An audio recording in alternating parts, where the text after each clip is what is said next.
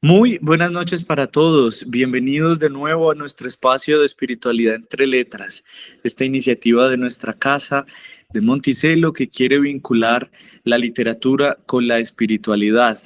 Liz, bienvenida una vez más. Hola, hola a todos, hola Tita, hola Julián, hola a todos los que están aquí escuchándonos. Em, Siempre agradezco porque estén aquí con nosotros, por sus comentarios, que realmente son muy lindos. Creo que es como una motivación, primero, para seguir involucrándonos con los libros a nosotros que estamos aquí, y también por escucharlos a ustedes, qué otros libros se sueñan, hablando de qué otros libros quisieran comentar, de qué otros libros quisiéramos como, o no lo sabemos, pues, no nos hemos leído todos los libros, pero está también chévere como eso, es recibir recomendaciones de ustedes o decir, está lindo que hablen de este libro que también me conmovió a mí, me movió a mí. De eso también se trata este espacio. Muy bien, gracias Liz. Tita, bienvenida una vez más. Gracias, bienvenidos ustedes en mi vida siempre y siempre me siento bienvenida en nuestra palabra compartida, en esta tertulia, aprendo mucho y me gusta mucho hablar de lo que hablo, me gusta. Gracias Bueno, por estar aquí. sí, Tita, gracias por acompañarnos cada viernes. Bueno, hoy nos reúne un libro bellísimo, aunque igual de duro, que es Últimos Testigos de Svetlana Alexievich. No lo tengo aquí para mostrárselos, pero se la publicó la editorial Debate eh, en español. Esta autora ha sido una pequeña presentación rápida del libro. Esta autora es bielorrusa y se ha dedicado, bueno, no del todo, pero una buena parte de su literatura está dedicada al contexto de la guerra, de la Segunda Guerra Mundial. Es periodista, como mencionamos alguna ocasión, hablando del periodismo como género literario, y en los libros, en esta serie de libros, que si mi memoria no falla son 4, se dedica a recoger testimonios de personas con unas características en el ambiente de la guerra. El caso, quizá el libro más famoso de Svetlana Alexievich es Voces de Chernobyl, que recoge testimonios respecto a la planta nuclear de Chernobyl y todo lo que estaba sucediendo allí en ambiente de guerra. Otro libro muy famoso es La guerra no tiene rostro de mujer, que recoge testimonios de mujeres en ambiente de guerra. Y el libro que vamos a compartir hoy, del que vamos a hablar hoy, es Últimos Testigos, que recoge testimonios de niños entre los 2 y los 17 años en contexto de guerra. Entonces, vamos a encontrarnos en este libro con muchos testimonios, que ahora no me acuerdo cuántos son, de personas que relatan la historia que ellos vivieron, y me parece que es un tema muy bonito, sobre todo porque nos permite ver la historia de la Segunda Guerra Mundial contada un poco por sus protagonistas, por quienes lo experimentaron y lo vivieron.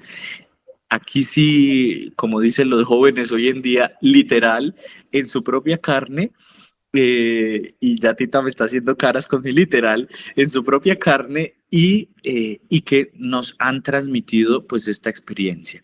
El libro fue publicado por primera vez en 1985 y al castellano, como les dije, está en la editorial Debate.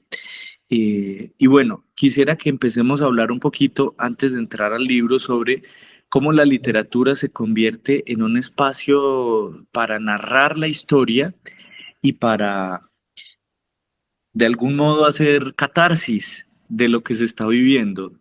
Y en ese sentido, que en esto de pronto nos puede iluminar mucho de qué manera la escritura se convierte en terapia, es decir, cómo la escritura es sanadora de estas experiencias tan trágicas de dolor.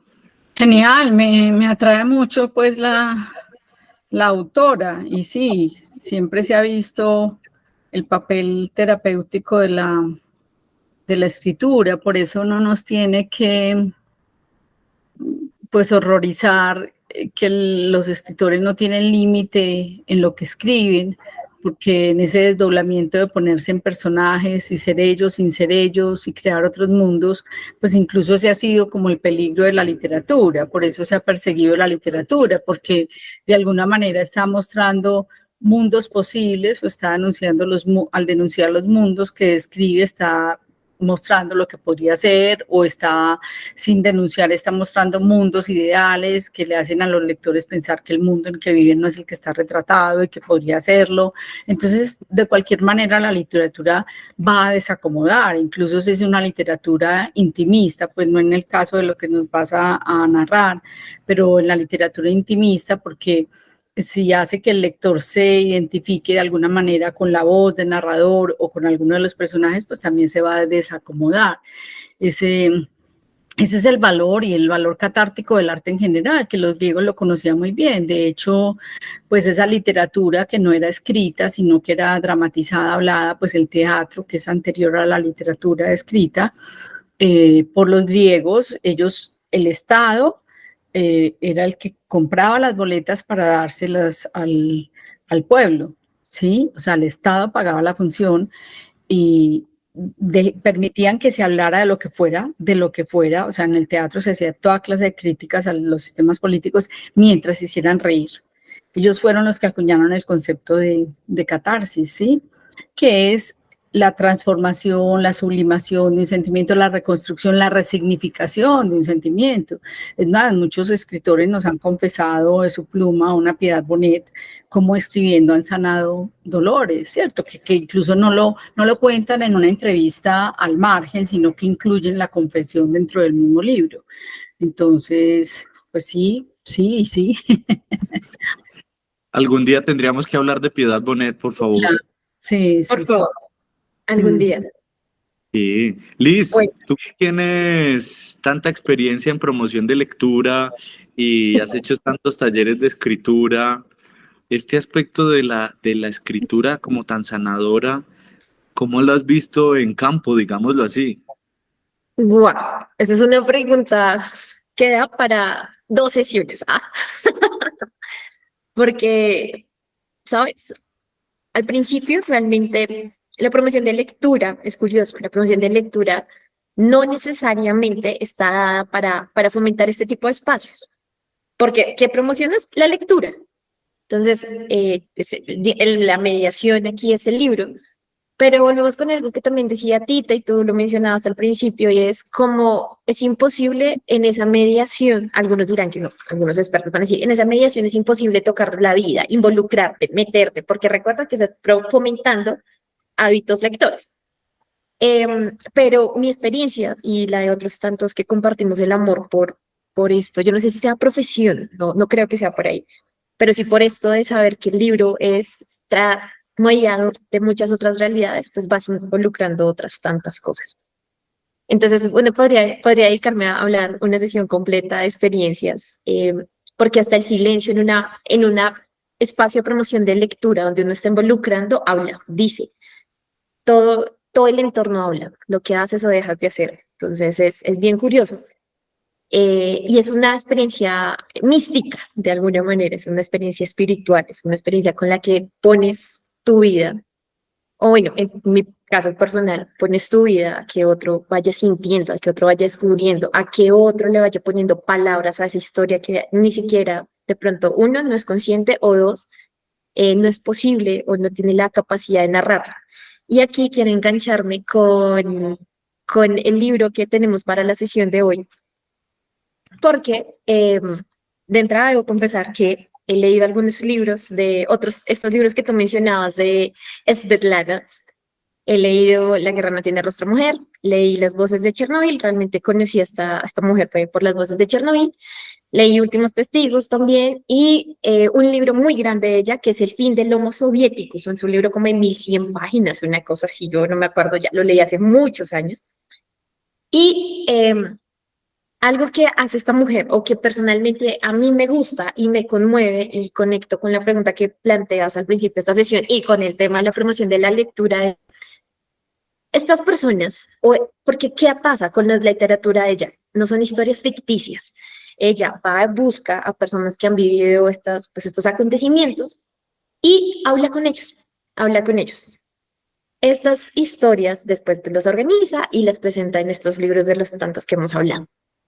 Pero es muy lindo porque ella lo que hace al final es buscar esas voces que en su momento, por dolor, por, por dolor, por miedo, incluso por la posibilidad de no puedo decir, no puedo expresar esto que estoy sintiendo. Con el tiempo empieza a darle palabras, empieza a crear espacios en los que los mismos protagonistas cuentan su historia, cuentan sus vivencias.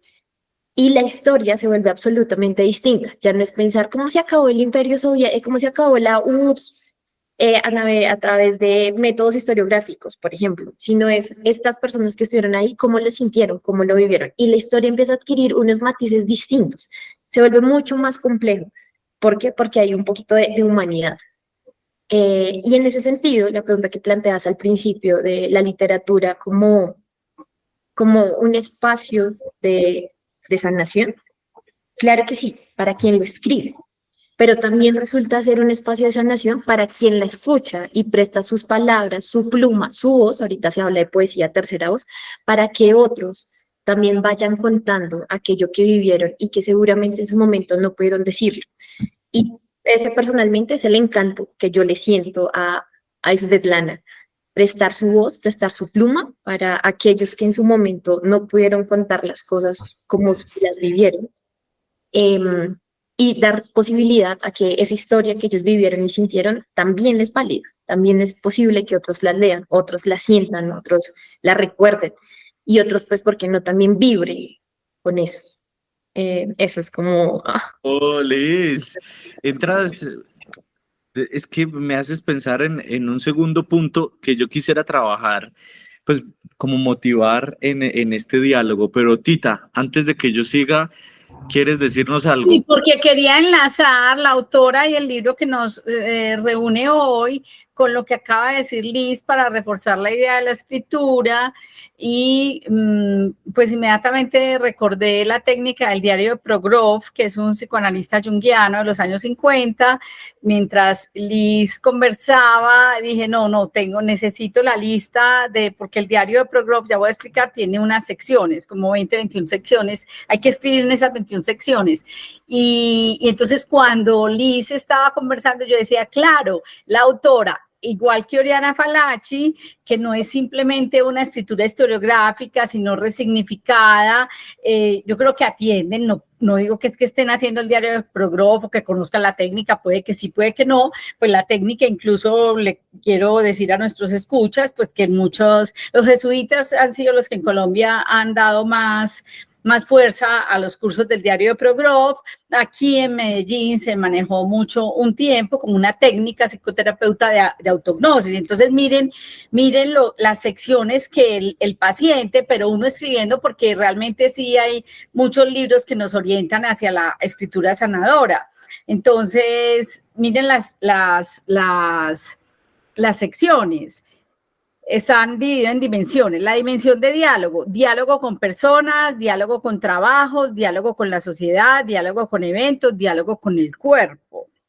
Entonces pensaba en la autora, ¿sí? La guerra no tiene rostro de mujer, últimos testigos, entonces ahí, ¿qué dirían sus personajes? Dimensión profunda, dice registro de sueños, ampliación de sueños, registro de imágenes crepusculares, extensión de imágenes, diálogo con la sabiduría interna. O sea, miren cómo lo va obligando a uno a contactarse con su cronología. Dimensión en la vida-tiempo es registro de la historia de vida, hitos de la vida, intersecciones, el ahora. Dimensiones de sentido, registro de meditación, conexiones, mantra, picos, profundidades, exploraciones y testamento. Miren cómo son pretextos esos capítulos en los que uno, si está haciendo el diario de Progrove, como una técnica terapéutica, no necesariamente pues con un psicoanalista, pues junguiano, pues cómo puede entrar a momentos de su vida con perspectivas distintas, con gafas distintas a cada capítulo y realmente resignificar, sanar, hundirse y salir, caer y saltar, que es la resiliencia, ¿sí? Entonces me parece, pues, no sé si lo ven, un paréntesis muy grande, pero es que me parece que conectaba específicamente. Estupendo, Tita. Sí. Pensar para pasar al segundo punto que quería que comentáramos, que quiero que comentemos más bien, en presente bonito. es que ahorita en diciembre, una pequeña anécdota, ahora en diciembre tuve la oportunidad de visitar el campo de concentración de Auschwitz, eh, y lo que pasa ahí es algo muy extraño. Es, ahí en el ambiente hay un respeto profundo al horror que representó la Segunda Guerra, ¿no? Eh, Me parece que el segundo campo se llama Birkenau, pero bueno, no recuerdo exactamente el nombre ahora. Y así como anecdótico, desde la entrada, ahora es un museo, desde la entrada del museo hasta propiamente la puerta del campo de concentración, donde reza el famosísimo Arbeit, bueno, el trabajo se hace libres, ¿no? Son como unos 10 minutos caminando y durante todo el recorrido están sonando nombres y nombres y nombres que son las tantas y tantas personas que murieron en ese campo de concentración. De modo que el camino empieza como a... Yo, ustedes saben que yo soy muy llorón, o sea que desde que yo empecé y pregunté qué es lo que está sonando y me dijeron son los nombres de los que murieron, yo cada paso que daba alcanzaba a escuchar dos nombres y lloraba y lloré todo el camino. Pero hubo un fenómeno muy particular y es que pues yo iba solo, pero la gran mayoría de personas pues iban en grupos, en familia, en amigos y claro, entre ellos iban conversando, ¿verdad? Pero una vez que cruzamos la puerta del campo de concentración reinó el silencio y la única voz que se escuchaba era la de la guía, una mujer polaca, por supuesto, de unos 50 años. Y lo que más me sorprendió de todo el recorrido, que es súper dramático, es que ella decía, hacemos esto y este campo de concentración existe como museo porque quisiéramos destruir todo y no volver a acordarnos de lo terrible que pasó aquí. Pero hacemos esto y conservamos este espacio porque queremos que todo el mundo sepa cuáles son los límites a los cuales podemos llegar como seres humanos para que no los volvamos a repetir. ¿Y por qué menciono esta anécdota tan larga? Porque creo que puede ser un poco chocante que en un programa de espiritualidad estemos hablando de guerra, ¿no? Y de tanta literatura que ha surgido en torno a la Segunda Guerra, otros ejemplos como la bailarina de Auschwitz que tengo aquí en el escritorio, ¿no? Otro ejemplo, pero ha surgido tanta literatura en ambiente de Segunda Guerra. ¿Por qué hablar de este tema que es tan duro, tan triste, tan desolador en un programa de espiritualidad? En algún momento, Tita, tú nos contabas que leer sobre Segunda Guerra a ti te servía como para relativizar tu propio dolor, ¿no? Y este tema, sin entrar específicamente a aspectos del libro, me parece que es muy bonito comentarlo entre nosotros, porque un tema tan oscuro, tan dramático como es la guerra nos sirve nos sirve de pretexto para hablar de espiritualidad. Tita. Claro que sí. Pues mientras escuchaba pensaba, pues, a ver, imaginemos aquí a manera de juego a Jesús, un escritor, como escritor. Entonces, ¿por qué Jesús todos los cuentecitos que se inventa son a partir del dolor? Pues todos los cuentecitos de Jesús son con gente adolorida, herida, marginada, enferma. Sí, ahí es donde tiene pues mucha cabida la espiritualidad, o sea, donde se ve toda la grandeza del ser humano, es en toda la posibilidad de la bajeza, en toda la posibilidad de miseria.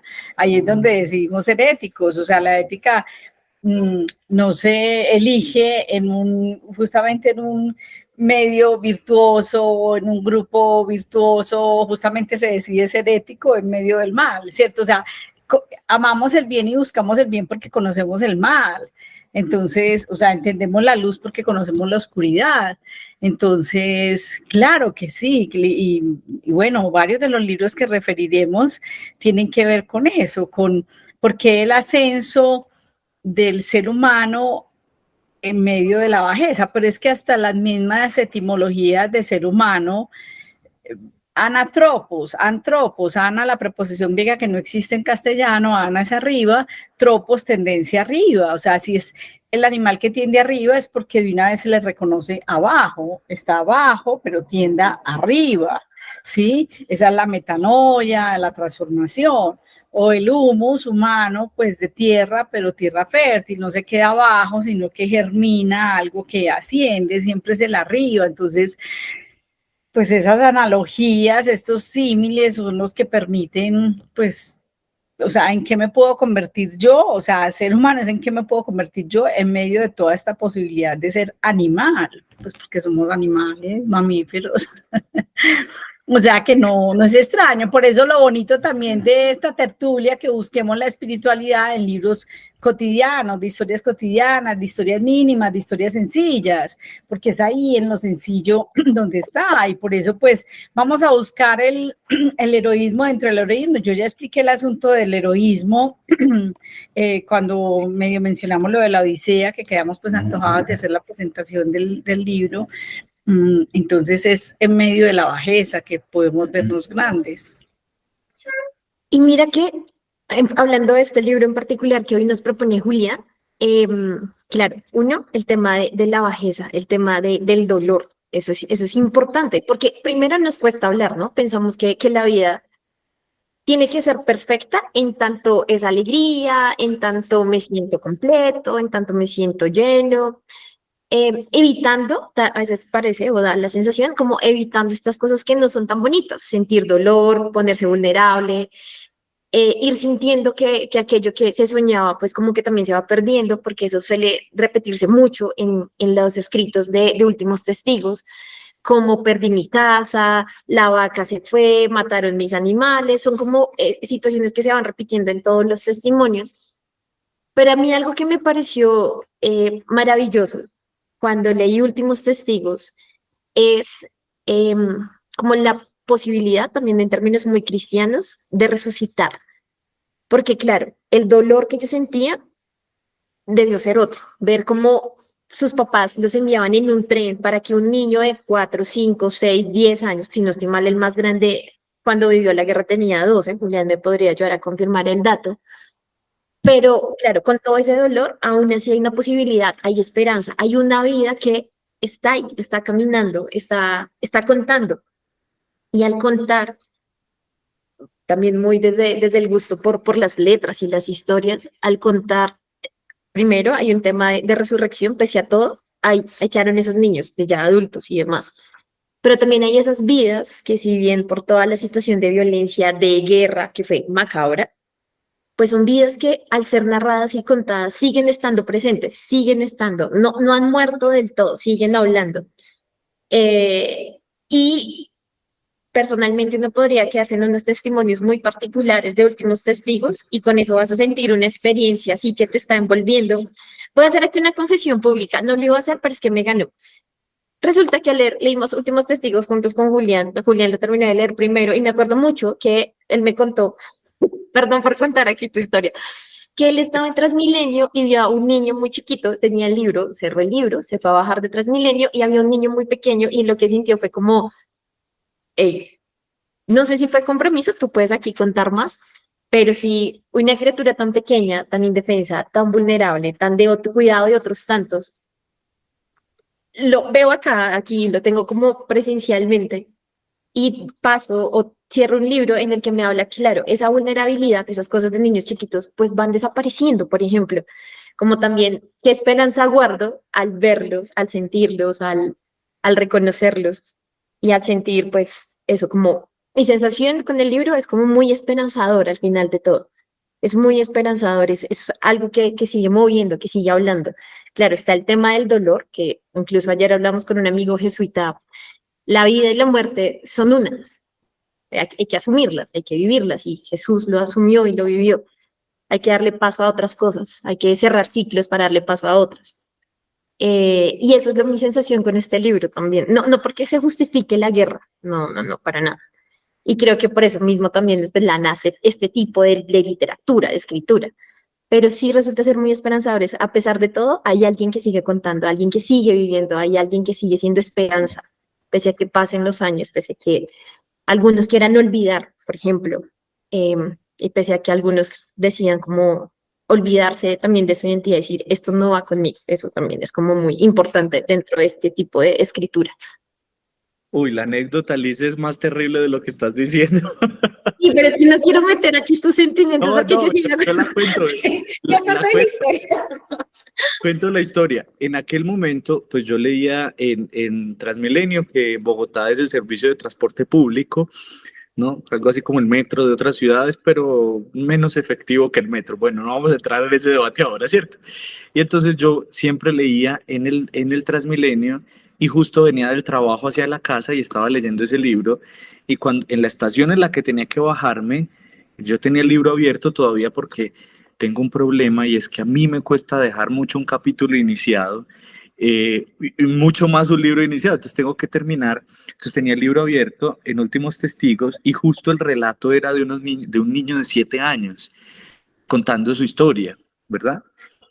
Y abre las puertas del Transmilenio y lo primero que veo enfrente son dos niños, no era uno solo, eran dos gemelitos, es que eran idénticos y de unos 7, 8 años. Entonces, claro, ahí como que todo se me confrontó y yo, por supuesto, me ataqué a llorar y fue decir, estos niños como estos, pues no estos, pero alguien como estos es quien me está contando la historia que estoy leyendo ahora, ¿no? O sea, un niño así como este es el que vivió el horror que estoy leyendo ahora, ¿no? Yo me descompuse mucho, lloré toda la noche, esa noche casi no dormí, fue muy impactante, pero efectivamente creo yo que lo que tú dices, Liz, es un tema muy bonito de este libro y es que a pesar de que lo que cuenta es horrible, porque cuentan historias, a ver, que no están en la oficialidad de la historia, ¿verdad? Por ejemplo, nadie cuenta eso de las vacas, que me mataron una vaca, pero pues, ¿qué importancia tendría una vaca? Un momento, es que para un niño era lo único que había en su casa y que quedó después de la guerra. Era una vaca y se la mataron también, se quedaron sin nada, ¿no? Eh, Además de eso, me parece que es muy esperanzador por dos razones. La primera es la que tú mencionas, Liz, que es de la conservación de la memoria histórica, que esto me parece que es fundamental, precisamente porque, como lo decía la guía del Museo Memorial de Auschwitz, queremos que esto se siga conociendo, que conozcamos nuestros límites, que conozcamos nuestra bajeza, como lo decía Tita, para que no se vuelva a repetir, para que no lleguemos de nuevo a tocar el fondo que tocamos como humanidad en este momento de la historia. Pero además, por otra razón, y es que el mismo libro, los mismos testimonios resaltan rasgos de bondad en esos relatos, en ese momento de la historia, que me parece una cosa bellísima. Digamos que utilizando el pretexto de Pablo, y adaptándolo a este ambiente en donde abundó la inhumanidad, sobreabundó la humanidad. Este es un tema muy lindo. Me, me voy a permitir leerles un pequeño fragmentito del libro, que está en los primeros relatos y dice lo siguiente: un niño, hoy pienso, eran unos tiempos terribles, pero qué gente tan maravillosa había. Me sigo sorprendiendo de cómo éramos. Es decir, de cómo esta situación límite termina sacando a flote una realidad muy buena, muy esperanzadora, muy optimista, si queremos decirlo, muy santa, en el sentido más técnico de la palabra, muy santa, de donde parece que no hay, que esta es propiamente la experiencia cristiana, de donde hay muerte, Cristo saca vida, de donde hay enfermedad, Cristo saca sanidad, de donde hay oscuridad, Cristo saca luz, eh, de donde hay, de esta circunstancia tan absolutamente inhumana, terminan surgiendo personas que se atreven a ser auténtica y plenamente humanos. Este es un tema que es muy lindo, sobre todo porque sí que nos motiva la esperanza, ¿no? Y termina moviendo en nosotros una realidad que es superior a nosotros mismos, ¿no? Que es, de algún lado, el espíritu termina surgiendo para hacer el bien. Y el bien entendido no tanto en ámbito moral, sino en ámbito existencial de lo que es la persona humana. De los relatos es como no tenían nada para comer y aún así nos daban el poco pan que tenían, por ejemplo, ¿no? ¿Por qué? Porque éramos niños. No tenían ya lugar en la casa, estaban hacinados y aún así nos recibieron a mí y a mis hermanitos y nos guardaron y nos cuidaron como si fueran nuestros papás. Ese es un tema muy lindo que entra en contacto con lo que estamos diciendo. Hay un relato que es muy bello que dice, finalmente yo terminé teniendo, perdón esta perífrasis tan horrible, pero terminé teniendo 3 o 4 mamás. Esto es bellísimo, de cómo el ser humano en esas situaciones límite tiene la posibilidad de ponerse al servicio del otro, aun cuando todo va en contra, cuando todo va en contra. Y yo creo que aquí es donde entra, tiene sentido el trabajo que estamos haciendo aquí. Justo ya estaba hablando con el padre Hernando del programa y me decía que por qué hablar, o sea, él me preguntaba y luego él mismo me respondió, ¿por qué hablar de libros y espiritualidad?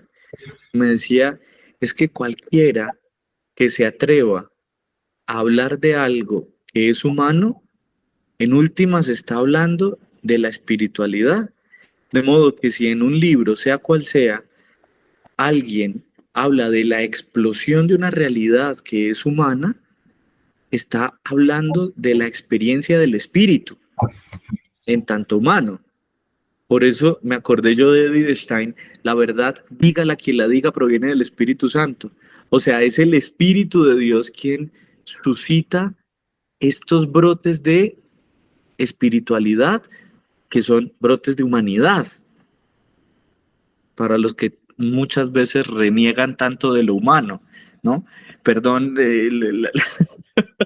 la- esta cosa que estoy diciendo, ¿no, Tita? Yo quiero decir en palabras muy sencillas, no tan hermosas y profundas como las que están diciendo ustedes, que me conmueve siempre su prosa, pero es porque me recordaba a mí misma cuando yo en mis relaciones de trabajo, de amistad, de familia, yo digo siempre, para acuñar, sí, con palabras muy sencillas, muy cotidianas, la teorización muy profunda de ustedes. Y yo siempre digo, que nos vaya bien cuando todo va bien, no dice nada a nosotros, o sea, no dice nada, pero cómo nos va cuando no nos va bien, ahí es donde mostramos quiénes somos. Y bueno, como estamos de anécdotas, yo quiero contar esta, que es de la calle, de las personas que piden en la calle, con todas las clasificaciones que hay, gradaciones. Entonces, usualmente yo sé el nombre, pues aquí los que piden tienen esquina propia o también los que venden cosillitas, o sea, aquí las personas de la calle tienen como esquina y semáforo propio. Entonces, yo usualmente me voy aprendiendo el nombre de esas personas porque son las mismas y no pasa la misma hora. Yo sé el nombre de quien lava los vidrios aquí, yo sé el nombre del que vende los chicles acá. Entonces, había un limonero que pide limona, siempre muy huraño, muy osco y tosco, y a mí me caía gordo ese limonero. Entonces yo ni le sabía el nombre, ni le daba plata, y era como violento. Bueno, listo. Entonces un día yo estaba en un trancón. Claro, cuando estás en trancones, pues también decides qué hacer, y yo decido observar el mundo, pensar, bueno, entonces estaba en un trancón cuando se aparece ese limonero que no era de esa calle, o sea, estaba en la calle que no era, y yo porque está aquí, esa calle no es de él. Cuando llega y alguien, no sé quién, le dio un paquete de papas criollas, de papa criolla, pues que decimos nosotros, de las papitas redonditas muy colombianas, que es algo que a mí es lo único que extraño a Colombia en cualquier parte del mundo, las papas criollas. Le dio un paquete de papa criolla y él se encontró, él no era de esa calle, se encontró el dueño de la calle. Se saludaron, yo todo lo podía ver, se saludaron, y el que a mí me caía gordo cogió la mitad de las papas con su mano sucia, la mitad de la bolsa de las papas de arriba, la cogió para compartir, pero no solo le dio a su amigo, que resultaron ser amigos, la mitad de las papas que quedó en su mano, sino que le dio las del paquete. O sea, él recordó los modales. O sea, yo a mi amigo le doy en el paquete y yo me quedo comiendo las que me quedan en la mano. Yo decía, no puede ser, pues a mí yo me sentía vil, pues ya la siguiente vez le pregunté cómo se llamaba, me culpé a mí misma, dije, pues, ¿qué juicios he hecho? Entonces es eso, o sea, cómo dentro de esa miseria, cómo muestras quién eres, la grandeza. Ese hombre me estaba mostrando la grandeza. O sea, usted me juzga por mi cara osca, porque no hablo, porque no sé qué, pero mire quién soy yo. A mí me conmovió y cambié pues con ese sujeto cuando ya volví a estar en su cuadra. Es un poco eso lo que nos lleva la espiritualidad, o sea, dejarnos que Dios nos habite y se nos salga, porque es que se nos tiene que salir porque es más grande que nosotros. O sea, la divinidad nos desborda. Ese es el Evangelos, el evangelio, o sea, salir al encuentro del otro, pero porque yo, finito, estoy ocupado por lo infinito. Es que esa analogía es muy clara, ese símil. Si yo, que soy finita, estoy analojada por lo infinito, obviamente lo infinito me desborda, se derrama y me revienta, y eso desbordado, derramado y reventado es lo que le cae, lo que emana hacia el otro, y ahí en ese encuentro es el buen mensaje, el evangelio. Entonces, toda pertinencia de hablar de esos libros malucos, de cosas bajas, crueles, y bueno, yo no sé si ya pasamos a la siguiente sección, Juli. Quiero decir una cosita, escuchándote y también escuchando a Julián en función del libro, que va muy bien, y es esto que tú nos decías, hey, ¿cómo me comporto cuando las vainas no están tan bien?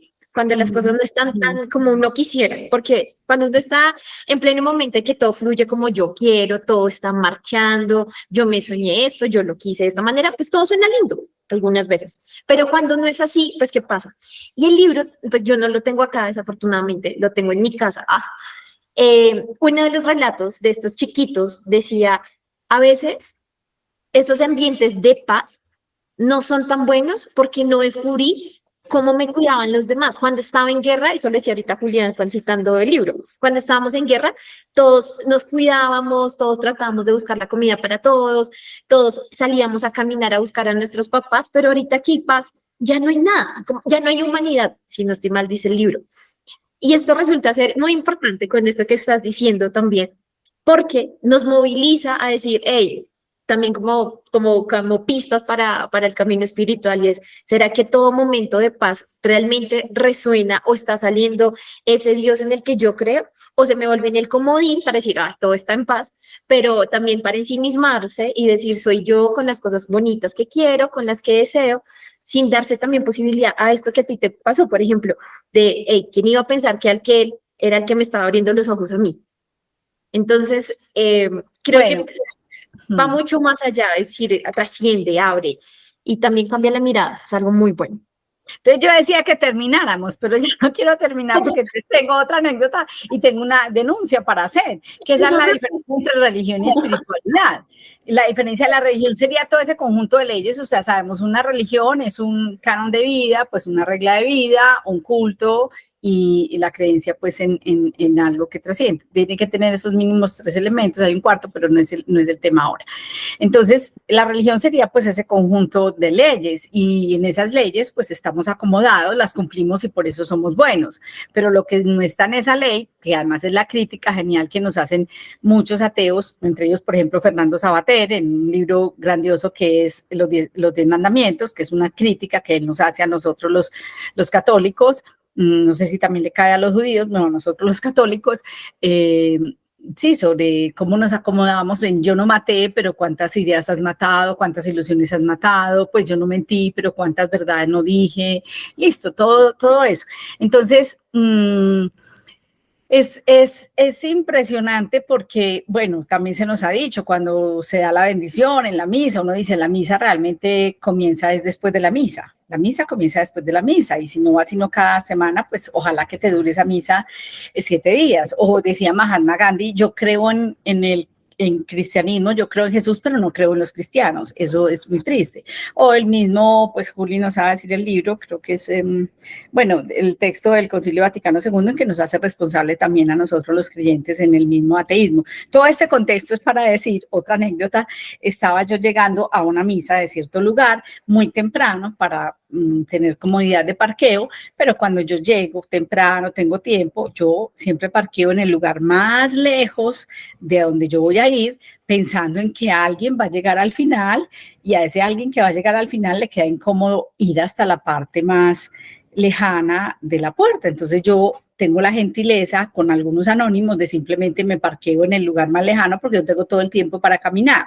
Listo, pienso que esa es como la lógica. O sea, si usted llega al primero, vaya metiendo al último lugar, no a los primeros a taponar.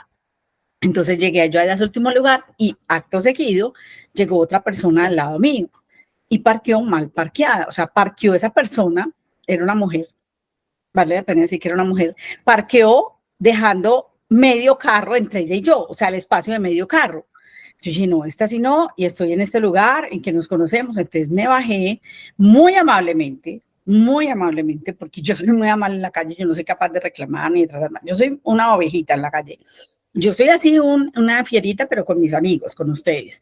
Pero yo en la calle soy una ovejita. Me bajé y le dije, ay, mira, tú podrías cuadrar, pero bajada, ni siquiera de mi ventanilla, tú podrías cuadrar el carro mejor. Me mira como, es que no va a caber otro carro, pues dejó este medio espacio. Y me dice, pero pues está todo el parqueadero. Y yo, sí, es que ahora se llena, esto se llena. Entonces, pues ese medio carro, ¿a quién le sirve? Y me miró como pues, entonces me dijo como, no importa, no se meta, pues. Y luego estaba en la misa conmigo, yo no podía creer, yo decía, pero ¿cómo vienes? ¿Cómo no eres capaz de imaginarte? La empatía de Edith Stein, la empatía de Edith Stein, el imaginarme al otro. ¿Cómo no puedes imaginarte ese carro? Esa persona no va a poder venir a misa porque no tiene espacio y tú ocupaste ese espacio. Era increíble, era increíble. Entonces, listo, la religión nos permite escudarnos ahí, la espiritualidad no. Con la espiritualidad nosotros no podemos hacer esas trampas se las hacemos a la religión, a la espiritualidad no. Por eso conté todo esto, porque eso sucedió en el contexto de la práctica de una religión. Eso, si esa persona fuera espiritual, estaba ocupada por el otro, el prójimo, estaba ocupada y no hace eso. Bueno.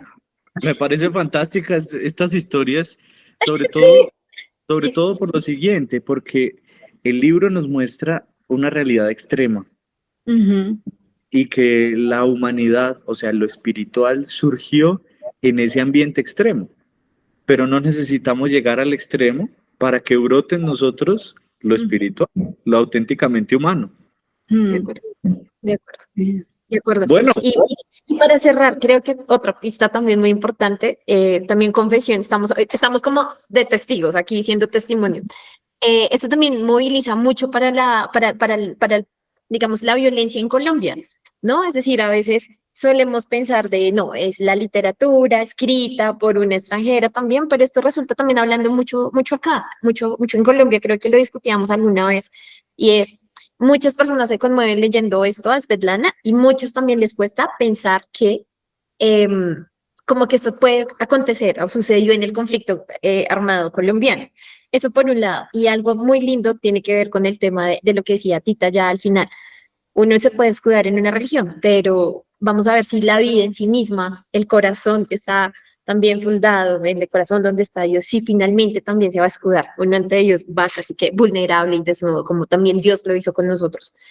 Entonces es una manera muy bella de sentirse y de vivir la vida. No. Fantástica, estas reflexiones tan lindas que nos están surgiendo. Yo no sé, creo que pues solo por esto vale mucho la pena este programa. Sí, dijimos que la autora es premio Nobel. Sí. No, habíamos dicho. No, bueno, pero sí es premio Nobel. Ganó el Nobel en el 2008. 2015. Y ella misma, 2015, es nueva, es reciente, es nueva. De las últimas.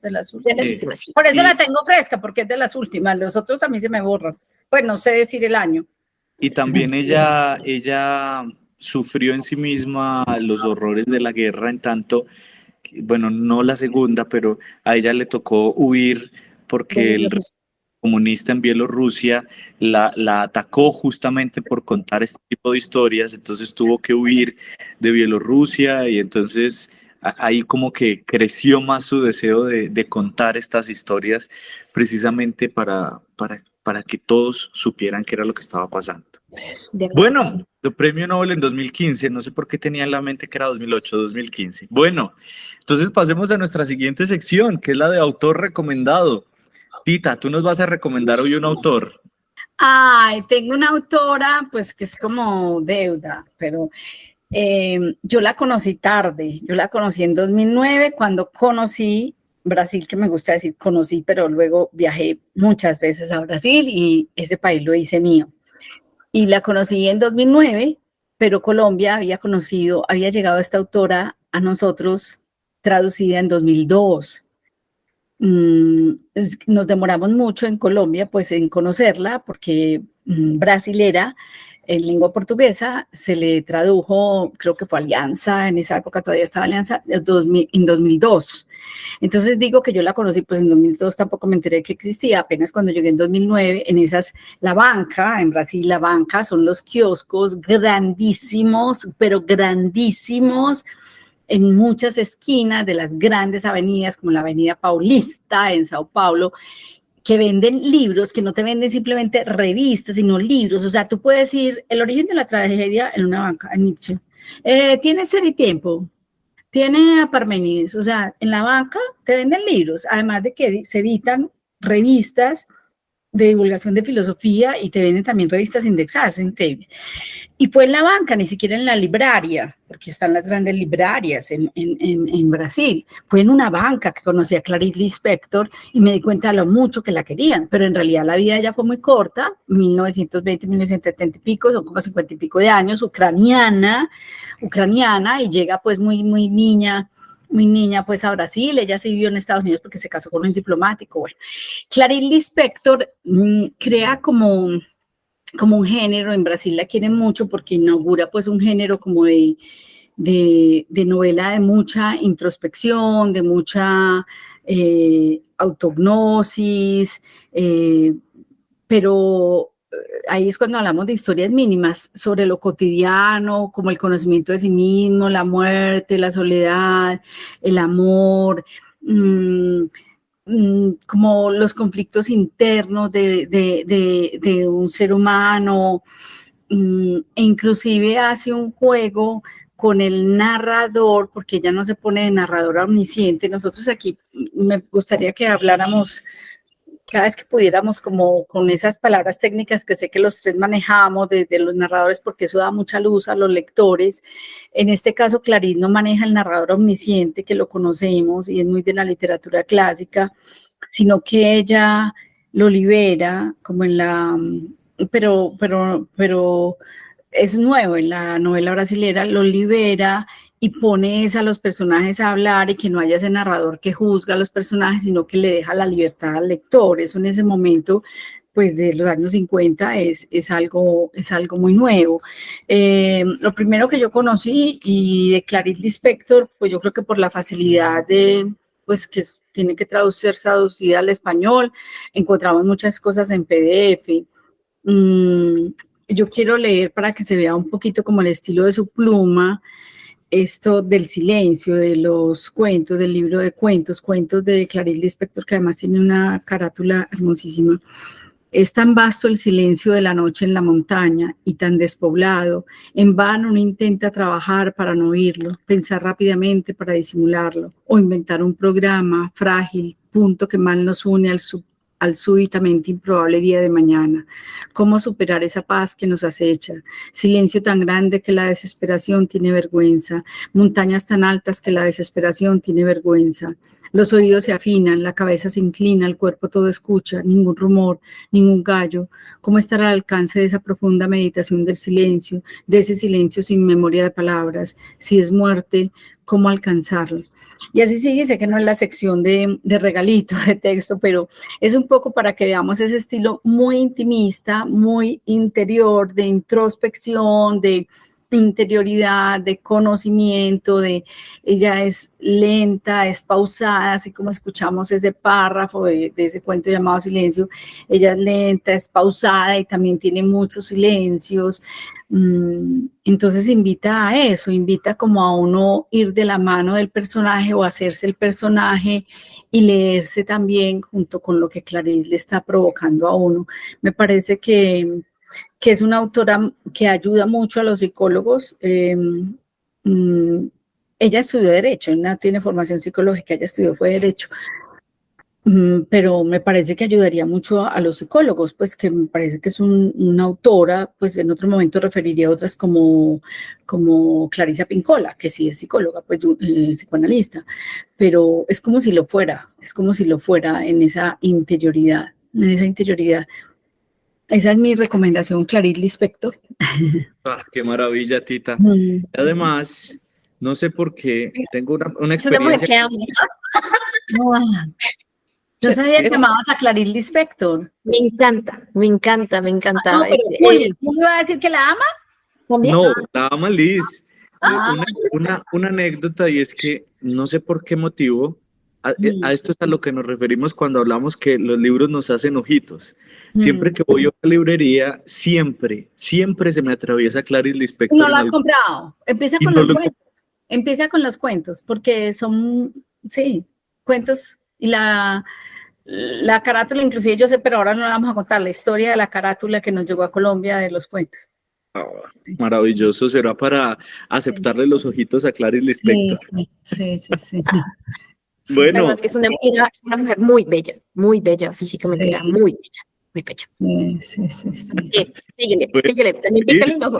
Tuvo varios hijos y cuando se hizo brasilera, cuando se divorció, dijo, no, yo me regreso a mi Brasil, pues. Sí, exacto. Era Sí, brasilera.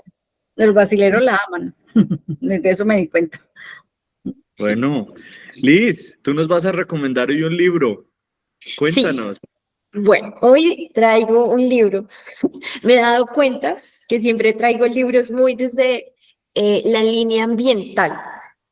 Y el gusto de verdad surgió, no, tengo como hace unos 4 o 5 años, y he estado revisando como esos libros que he ido comprando con el tiempo y ha aparecido el tema de literatura ambiental o relacionada con temas de medio ambiente. Y hoy les traigo este libro, es un libro muy bello, que me lo regaló una amiga, y se llama Plantas Legendarias, 50 plantas que cambiaron el mundo. ¿Y por qué? Es un libro precioso, de entrada es una edición muy linda. Esta es de Reina Arajo Editores, que es una editorial que le trabaja a la materialidad del libro. Y lo traigo porque, uno, como está narrado, da la sensación de que cada cosa que haces en tu espacio, en tu tiempo y con los tuyos, resulta modificando hasta las plantas, que uno dice como sí, ahí está la mata cualquiera. Eso por un lado. Y tiene tanta profundidad en los datos curiosos de las plantas que personalmente aquí hablan de la mandrágora. Llegué a buscar una mandrágora y fue como pensar en todas aquellas interpretaciones que se le han dado a las plantas a tal punto de que uno llega y piensa en Harry Potter. Por ejemplo, aquí leyendo esto pensé en una película Harry Potter. Y por qué pasa eso en Harry Potter y demás. Y también lo traigo a propósito, pues que me gusta el tema ambiental, me gusta mucho, porque no tengo aquí la cita, estuve revisándola, pero lo leí hace mucho tiempo, entonces, pues ajá. Un poquito también en lo que veníamos hablando de, así sea con el medio ambiente, no somos los únicos, no somos los superiores frente a otros tantos.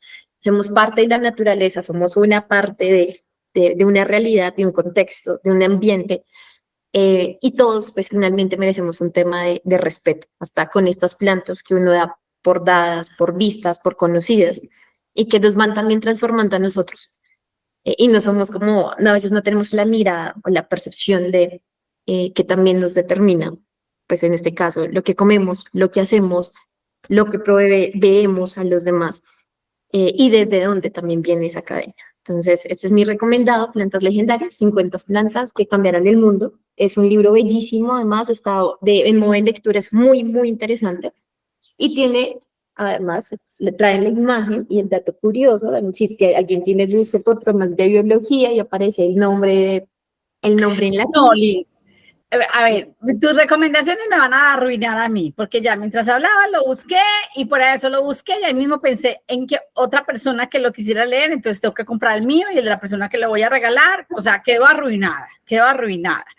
Pero también cuando le hice, pensé que es de los que tengo en mi lista para compartir con ustedes, uno de la Santa Madre Laura Montoya, por su sensibilidad, pues así como nuestra Teresa hablaba de la mariposica, todo el asunto de Laura Montoya con las hormigas, pues, o sea, la naturaleza, o Thoreau, Henry Thoreau, que también lo tengo para mencionar en algún momento, pues todo su contacto con la naturaleza, el mismo Rousseau.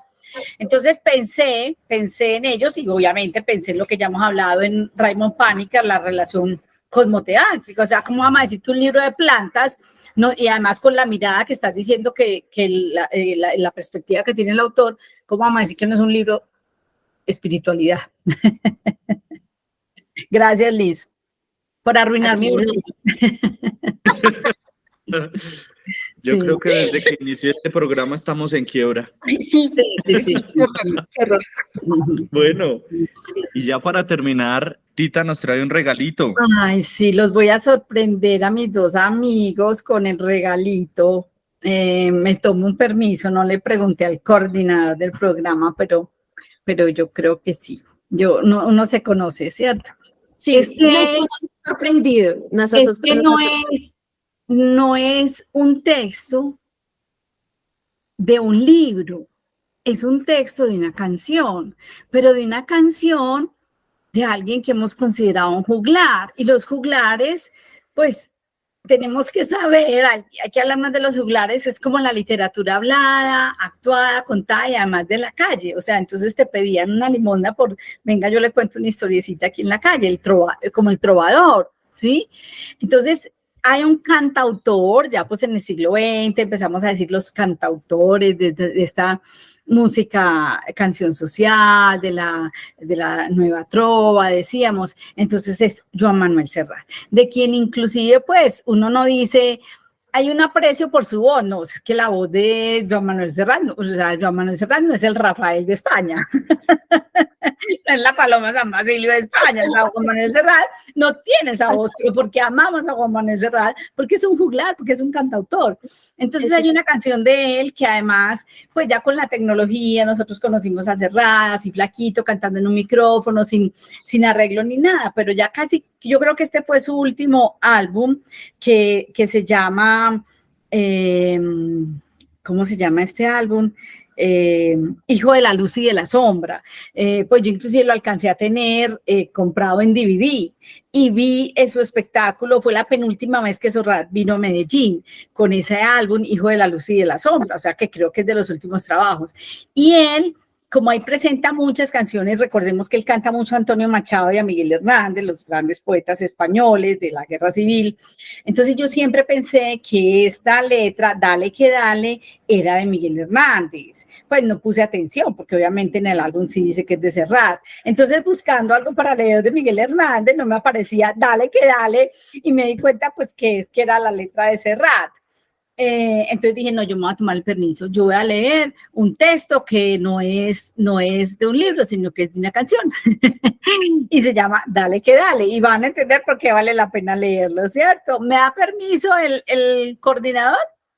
Tita, a ti te doy todos los permisos que tú quieras, por Dios. Miren, pero además les recomiendo que si van a YouTube, no está el álbum completo de Serrat, pues aunque yo creo que ya sí, porque ya hay muchas cosas en YouTube pues legítimas, pero sí ese video, ese está con unas imágenes de unos molinos, de unos trigales, pues hermosísima, y la música es apoteósica.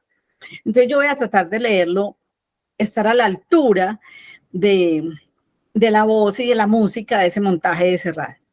Dale, dale, dale que dale que dale, dale. Dale que dale que dale, dale, dale al aspa molino hasta nevar el trigo, dale que dale, dale que dale, dale que dale, dale a la piedra agua hasta ponerla mansa, dale que dale, dale que dale, dale al molino aire hasta lo inacabable, dale al aire cabrero hasta que silbe tierno, dale al cabrero monte hasta dejarle inmóvil, dale al monte lucero hasta que se haga cielo, dale que dale, dale que dale, dale Dios a mi alma hasta perfeccionarla, molino, piedra, aire, cabrero, monte, astro, largo, dale que dale, dale que Dios, dale que dale, dale que dale, hasta la perfección. Sed perfectos como mi Padre Dios es perfecto, que yo no soy perfecto, pero sí perfectible, y Jesús se lo mandó, perfectible. Esto es dejarnos Eso es. allá. Eso es. Y algo muy lindo de ese regalo es que nos hacemos perfectos con todo eso que tenemos. Nada está bueno o mal, eso es lo que hay y ahí vamos decidiendo, ahí vamos eligiendo, ahí Con lo dirían que usted algunos. tiene, eso es lo que hay, eso es lo que hay Eso es para lo que se que hay, perfeccione. eso es lo que hay. Si yo Ya, fuera, no, con usted, con usted. eso es lo que hay. Y ahí vamos, dale que dale. Sí. Está muy lindo. Puede ser incluso un espacio de oración, puede ser Sí, espacio de reflexión. podemos hacerlo y con el video que es muy, muy bello. Hay uno montado por alguien y el otro el original de Serrat y es muy bello el montaje y sabemos pues que la parte visual en algún momento también hablaremos, por eso ya una vez anunciamos que sí vamos a tocar en algún momento el cine como un texto literario visual. Entonces tiene esas imágenes muy bellas que vale la pena, pero gracias Liz por sugerirnos así, orarlas. Y como es tan repetitivo, dale que dale, dale que dale, es casi que un mantra y hacer la sanación y la purificación y la catarsis frente a ese video. Seguir y seguir y seguir, Sí, que en últimas es la vida y la eso es. espiritualidad. Sí. Seguir caminando, seguir andando, abrir camino, seguir peregrinando, peregrinos de absoluto somos. Bueno, nada, nos despedimos y nos vemos la próxima semana. Liz, Tita, muchas gracias. Gracias, Liz. Gusto Sí, a ustedes. gracias. Siempre un bueno, honor estar con ustedes. Entonces, hasta un la próxima. abrazo y nos veremos en otra siguiente oportunidad. Chao. Chao. Chao.